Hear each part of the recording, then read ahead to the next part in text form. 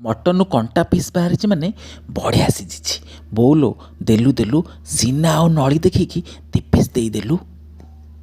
ଆଜି ସକାଳୁ ସକାଳୁ ବାପା ନେଇକି ଆସିଥିଲେ ବଢ଼ିଆ ଖାସି ମାଂସ। କହିଲେ ତୋ ବୋଉ ସବୁଦିନ କ'ଣ ସିଝେଇକି ରାନ୍ଧୁଛି, ଆଜି ତୁ ଟିକେ ଅଲଗା ଷ୍ଟାଇଲ୍ରେ ରାନ୍ଧିଲୁ। ମୁଁ ସେଇଠୁ ଖାସି ମାଂସକୁ ବୋଉ ଧୋଇଦେଲା, ଲୁଣ ହଳଦୀ ସୋରିଷ ତେଲ ଗୋଳେଇକି ଅଲଗା ରଖିଦେଲି। କଢ଼େଇରେ ଟିକେ ତେଲ ପକେଇକି ଟିକେ ଚିନି ପକେଇଲି କଲର୍ ପାଇଁ, ଟିକେ ଗୋଟା ମସଲା, ଫାଳେ ପିଆଜ ପକେଇବେ। ତାପରେ ପିଆଜ ବଟା ଆଗେ କଷିବେ। ପିଆଜ ବଟାଟା ହେଇଗଲା ପରେ ତାପରେ ଆପଣ ଟିକେ ଲୁଣ ପକେଇବେ, ଯେମିତିକି ପାଣିଟା ଟିକେ ବାହାରିଯିବ, ମରିଯିବ। ତାପରେ ସବୁ ବଟା ମସଲା ସାଙ୍ଗରେ ଶୁଖିଲା ସବୁ ଗୁଣ୍ଡ ମସଲା ପକେଇବେ। ପକେଇକି ଟିକେ ଅଳ୍ପ କଷିବେ। ଅଳ୍ପ କଷି ହେଲା ପରେ ଯେଉଁ ମଟନଟାକୁ ପକେଇବେ। ମଟନଟାକୁ ପକେଇକି ଧୀରେ ଧୀରେ କଷିବେ, ପୁରା ହାଇ ଜାଳ ମାନେ ଜୋର ଜାଳ ଦେଇକି ଧୀରେ ଧୀରେ ଧୀରେ କଷିବେ।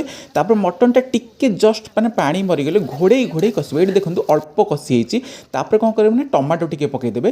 ଟମାଟୋ ପକେଇ ପୁଣି ଘୋଡ଼େଇ ଦେବେ। ସେ ଟମାଟୋର ପାଣିଟା ଯେମିତି ମଟନ ଦେହରେ ମିଶିବ ପୁରା ବଢ଼ିଆ ସେ। ତାପରେ ଏଇଠି ଦେଖନ୍ତୁ ମଟନ ଆମର ଫାଇନାଲି ହେଇ ଆସିଲାଣି। ପୁରା ବଢ଼ିଆ ସେ ଦେଖିପାରୁଥିବେ କଷିଟା ପୁରା ପୁରା ବଢ଼ିଆ ସେ କଷି ହେଇଯାଇଛି। ତ ଏଇଠି ମୋର ଜଣେ ଦିଦି ଆସିଥିଲେ ଦିଲ୍ଲୀରୁ। ତ ସେ ଖାସ୍ ମୋ ମଟନ୍ ଟେଷ୍ଟ କରିବା ପାଇଁ ସେ ଆସିଛନ୍ତି। ମୁଁ ଯେତେବେଳେ ଛୋଟ ହେଇଥିଲି, ସିଏ ସେତେବେଳେ ବହୁତ ବଡ଼ ଥିଲେ।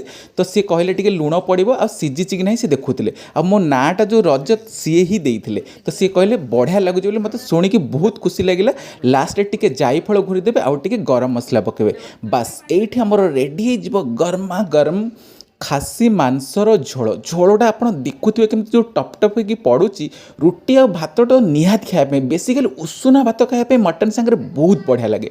ତ ଆପଣମାନେ ନିହାତି ବନାନ୍ତୁ ଏମିତି ଥରେ। ଦେଶୀ ମାଂସ ପୁରା ବଢ଼ିଆ ଗାଁରେ ମିଳୁଥିବା ଖାସି ତ ସିଝିଛି ପୁରା, ଆପଣ ଦେଖିପାରୁଥିବେ ପୁରା ପରଫେକ୍ଟ। ନଳି ଶୋଷିବାର ମଜା ଅଲଗା ପ୍ରକାର।